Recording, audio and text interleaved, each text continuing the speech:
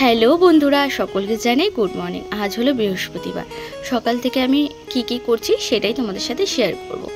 তো আজকে এই ভিডিওটার মাধ্যমে আমি তোমাদের সাথে কিছু কথা শেয়ার করতে চাই। আশা করছি পুরোটাই শুনবে আর আমায় বুঝবে।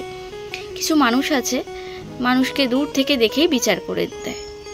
তার সাথে শুধুমাত্র সোশ্যাল মিডিয়ায় পরিচয় বা সোশ্যাল মিডিয়ায় কিছু কথা আদান প্রদান হয় এবং সেইটুখানি কথাবার্তায় বা তার কিছু পোস্ট দেখেই সে বিচার করে নেয় সেই মানুষটি ভালো বা সেই মানুষটি খারাপ বা সেই মানুষটি ক্যারেক্টারলেস। আদৌ কিন্তু সে জানে না। তোমরা নিশ্চয়ই এটা রিলেট করতে পারবে। একটা মানুষ বা স্বামী স্ত্রী সংসার জীবনে দীর্ঘ 10 বছর 15 বছর সংসার করেও তার কাছের মানুষটিকে চিনতে পারে না, আর ফেসবুকে বা সোশ্যাল মিডিয়ায় এসে দুদিন একটু ভালো মন্দ কথা বললেই সেই মানুষটিকে ভালো বা খারাপ বিচার করাটা কখনোই পসিবল না। তাই কাউকে কিছু বলার আগে বা কিছু তার সম্বন্ধে বলার আগে তাকে একটুখানি ভালো করে যাচাই করে নিয়ে তার সম্বন্ধে একটা মতামত তুমি দিতে পারো।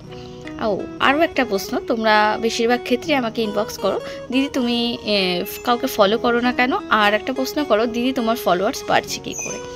তো প্রথম কথাটা হলো ফলোয়ার্স বাড়ছে কী করে।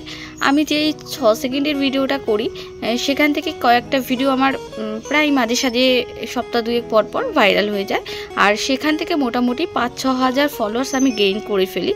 ওটাই আর কি, ওরকম কোনো ব্যাপার নেই। আমি আলাদা কোনো কারুকার্য করি না, নর্মাল যেরকম ভিডিও তোমরা করো আমিও সেরকমই করি।